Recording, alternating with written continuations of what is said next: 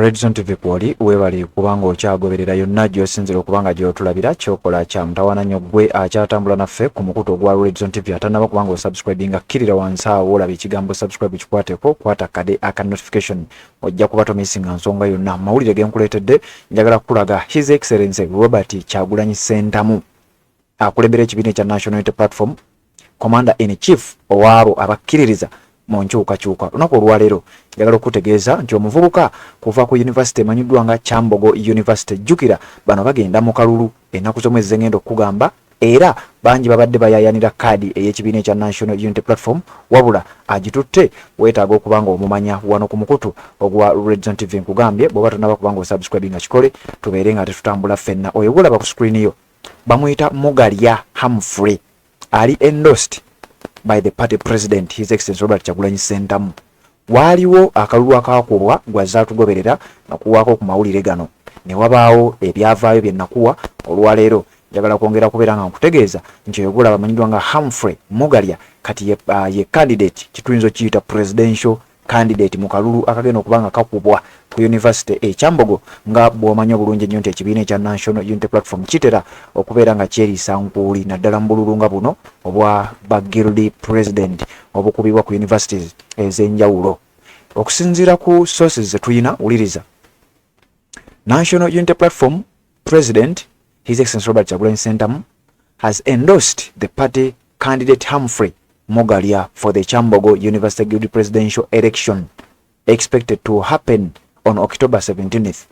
Ennaku z'omwezi nga 17 omwezi guno gwennyini gwe tulimu ogw'ekkumi abayizi ku University Kyambogo bagenda kuba balonda guild president waabwe wabula His Excellency Robert Kyagulanyi Ssentamu asazeewo ono gw'olabye ku screen yo gwe bayita Humphrey Mugalya yagenda okubanga akwata kaadi ey'ekibiina ekya National Unity Platform abeere nga ate afaafaagana n'abalala ngenda bakusomera awo olabe embeera nga bwegenda okubanga etambula ku University wali Kyambogo naye ebiseera ebisinga ekibiina ekya National Unity Platform bano kibawangulanga wuliriza tukyagenda mu maaso.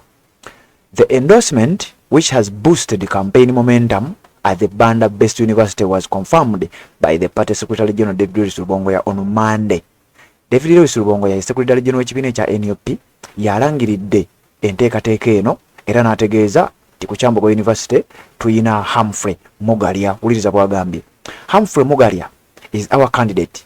He is the one who emerged victorious during our party primaries. So all the endorsements are true, Mr. David Rubongoya said. Wuliriza.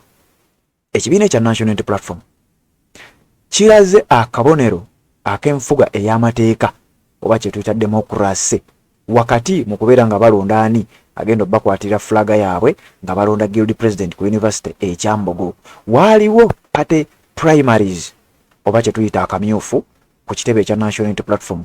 Akamyufu kano kalondebwa ng'era ku bana ababiri kwaliko ono gwenkulaze amanyiddwa nga Mugalya Humphrey ng'afaafaagana ne munne amanyiddwa nga Akiso Benjamin wabula nga bw'omanyi abayizi balonda newankubadde Akiso Benjamin yalina abawagizi be Mugalya Humphrey abadde n'abawagizi be era obululu bwagenza okuggwayo nga Mugalya Humphrey awangudde. Ekibiina kino nga bwe kiri nti kikkiririza mu nfuga ya ssemateeka oba mu kufuga nga bayita mu mateeka bakkiriza era n'ababadde mu kalulu ne bakkiriza nti ebivuddemu tukkiriziganya nabyo era byagenza okuwunzika nga Mugalya Humphrey yagenda okubeera flag bearer ow'ekibiina ekya National Unity Platform mu kalulu akagenda okubanga kakubwa ennaku z'omwezi nga 17 omwezi guno gwennyini ogw'ekkumi omwaka 2024.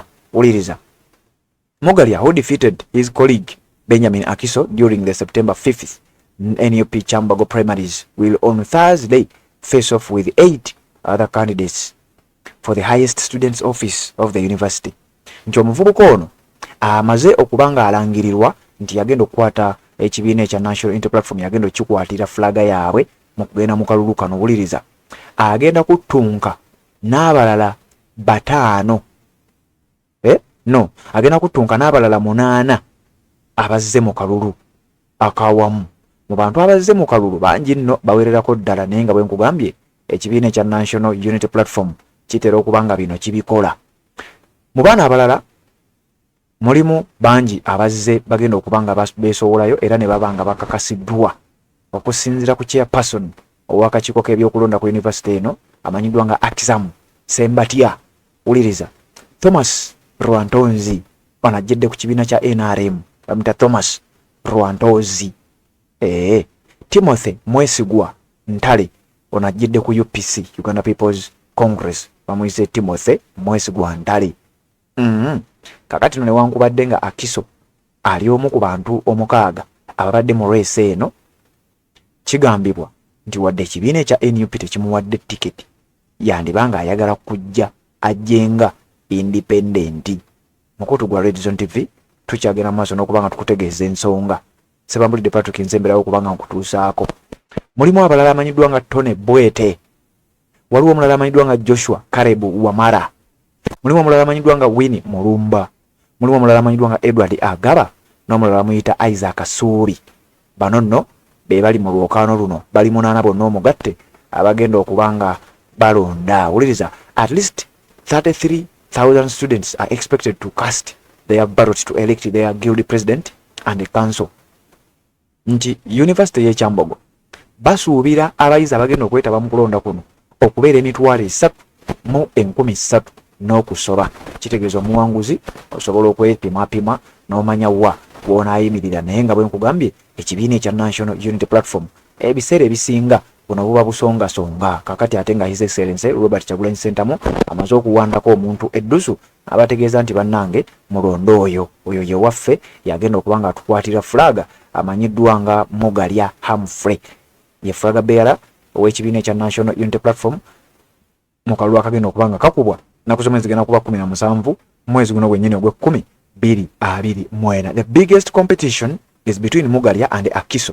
Kati nno owuliriza embaga. Mugalya defeated Akiso during the party primaries at the party headquarters after polling 259 votes against the later 6 votes to win the flag. Nti akalulu kano newankubadde nga ba NUP babaddemu babiri, kigambibwa nti ate era be baliko amaanyi, nti era okuvuganya kuno kuli wakati wa Akiso Benjamin ne Mugalya. Jukira bombi babadde ba kibiina kya NUP. Kakati omu ekibiina kimuwadde kaadi, omulala tekimuwadde. Wabula nga bwe nkugambye, kigambibwa nti yandijja nga independent. Ako kanootinge mukutu gwa Red Zone TV.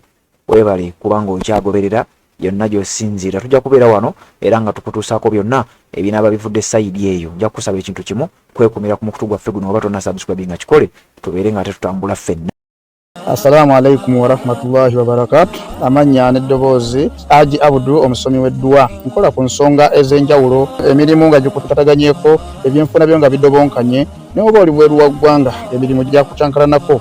Ddamu kusomere ku ddua. Okubedda n'edda eddua zaabaawo, eddua zisomebwa, omuntu n'otereezebwa mu mbeera yonna ebadde ekwesibyeko akanyaaga. Nina ekyoto kye nsobola okukumira wadde oli bweru wa ggwanga nga toli kumpi wano, n'ofuna omukisa ogwo nawe n'osomerwako ku ddua nga nkuteddeko n'akabaani. Allah ajja kukusaasira, ajja kwanukula. Kuba ku namba yange y'essimu 0752 44 71 56 ne ku WhatsApp kwendi mpereza obubaka sobole okukuyamba. Assalamu alaikum wa rahmatullahi wa barakatuh.